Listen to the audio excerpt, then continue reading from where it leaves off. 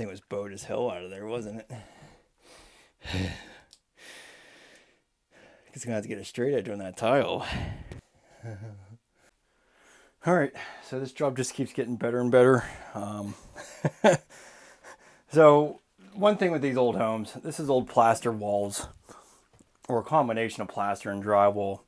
So we have a lot wider opening, and I already knew this because the other tub I remember it being much wider. So we got like 61.5 inches. Our tub's only 60 inches. So we're gonna have to shim out the walls. And the other thing is that Delta tub had a weird kind of bellowed out bottom, and this one is straight. So, you know, I have like a good inch gap. I'm trying to, you know, I mean, obviously I could move my faucet over if I wanted to, but I'm going to try to keep it in the same location. But I'm going to have to do something, either tear up the floor and redo it, or do something like this where I just put a piece alongside the tub. I'm going to ask the owner what they think. But really, you know, the way that this isn't even. This is like 1.25 inches to the widest gap. So it's just kind of disappointing, but that's just the way it is. And I don't want to move this whole tub out and then have, like, you know, you basically shimming out the back wall by 2 inches, and I have to move the faucet over and everything else. So all I'm going to do is basically put 1/2 inch plywood, and I'm going to fur out this back wall 1 inch to bring this out. So yeah, about 1 inch, and then 1/2 inch on this side. So 1/2 inch on either side, and then 1 inch on the back.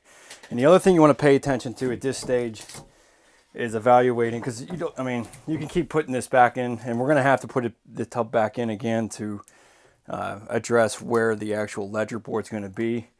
But just make sure that this is level, or try to evaluate what you have to do to make it level. But we'll shim everything out first, and then we'll have to, you know, fight with getting it level.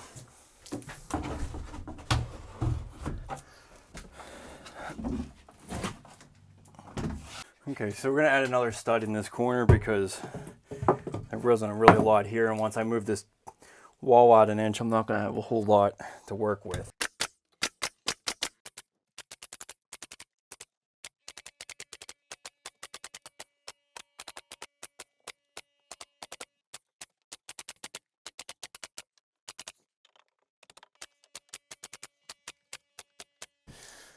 Okay, so we got the tub placed.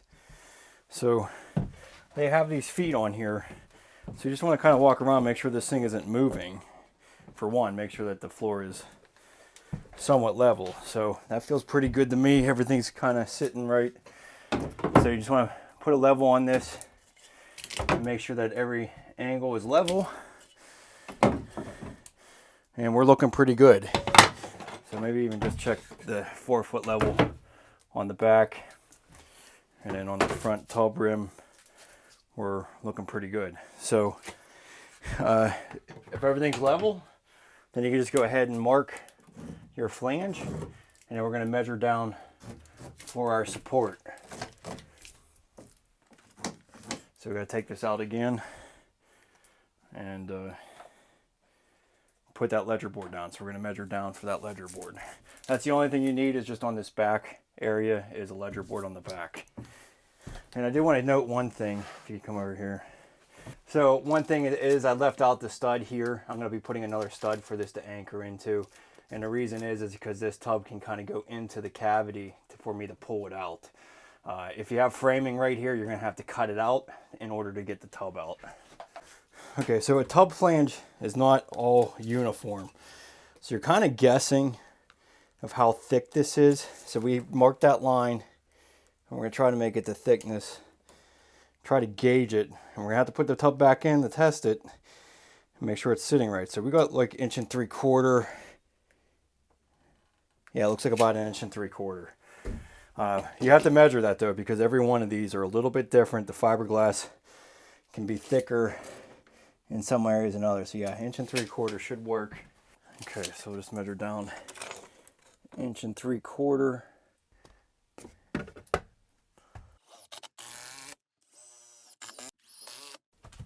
Okay, so it's nice and level. Okay, so you can see how this is going to go into the wall cavity. So that's what's going to allow me to be able to slide it in between the two walls.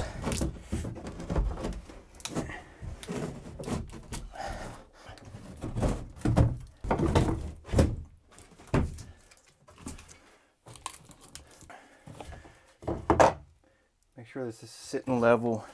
That looks good. That looks good. And then I can reach around and I can actually feel the ledger board meeting on top of this ledge.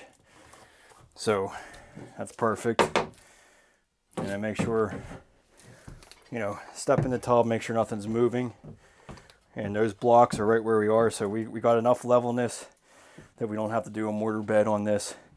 This particular tub is designed to be able to just go in without having to do a mortar bed. But if you were out of level, you could do two things. One, you can do floor leveler, make it level, and then set the tub. Or two, use a mortar bed and level it out. Now in this situation, with these walls being all tight, it's going to be really tough with a mortar bed, just because maneuvering this in, you're going to like move that mortar around before you get it set. So my advice would be to get the floor level if it's not level, and then set the tub. So you could pretty much floor level, you know, and then in an hour or two set the tub. So you can see these foam pads.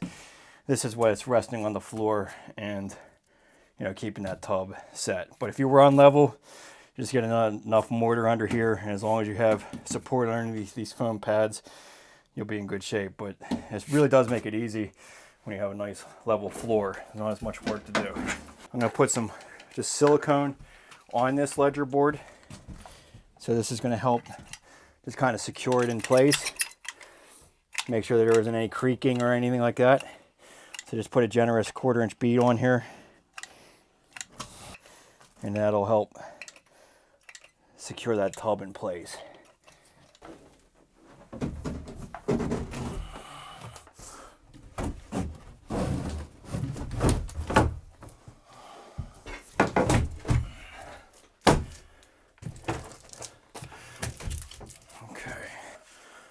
We are where we need to be.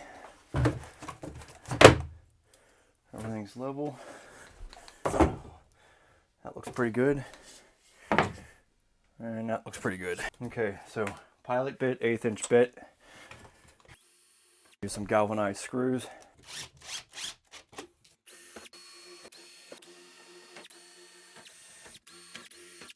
Okay, so then if you have any gaps here, you can go ahead and just shim them.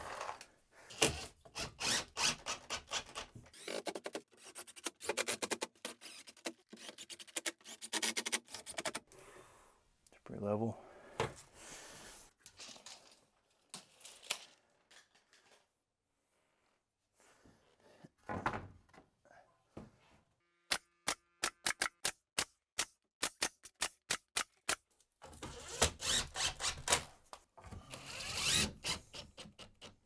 Okay, so we're going to reuse the drain assembly we had on the old one. And this is a cable driven type. So when you twist this, it opens up the drain. I kind of like these. It kind of makes it a little bit easier to make sure that you're basically able to close the drain easily. And I've never really had an issue with these. A lot of those pop-up drains, or even the toe kick ones, they always seem to break. So I do like the cable, but it's definitely a challenge to do this by yourself. So and all it does is basically it just has your little drain flange and then a nut that threads into this bolt inside of the drain assembly. So your silicone is going to be friend here, especially if you're doing this by yourself. So 100% silicone, and we're going to apply this on the actual drain hub. And then, I mean, obviously if you had a new one, you're going to have a nice new looking rubber gasket here, but since this was already used, it is what it is. These things are kind of expensive, so that's why I kind of kept it. But I'm gonna go around the back side to connect this, and so we'll just let that sit there for right now. But you do want to put a generous amount on the actual tub. So don't worry about too much silicone. You're better off to have too much than not enough. And you can always, remove the excess after you're done. And then same thing with this, just put a nice 1/4 inch bead all the way around this.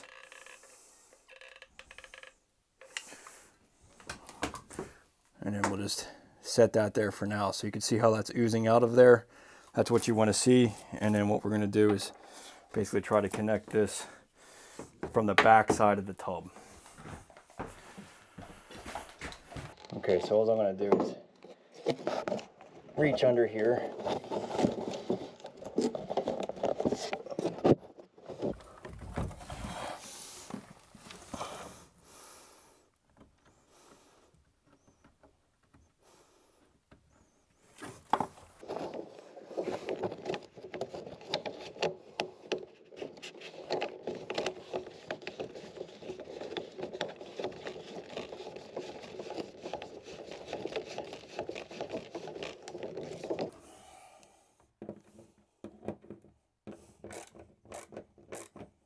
Make sure you have plenty of silicone around that.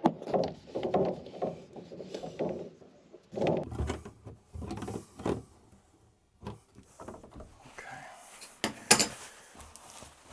And any excess, actually just go ahead and tighten a little bit more. You can just remove any excess silicone around that drain.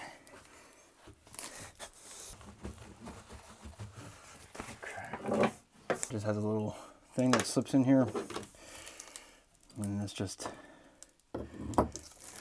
basically tightens on here.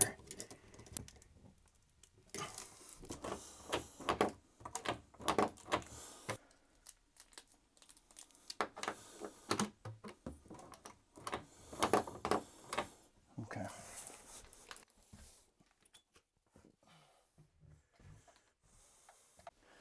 Okay, so next day or even an hour later after that silicone sets up, this is a really important step. You want to make sure you fill your entire tub, and then make sure that you check the overflow as well. So make sure you fill this up, because the overflow is just as important as the real drain.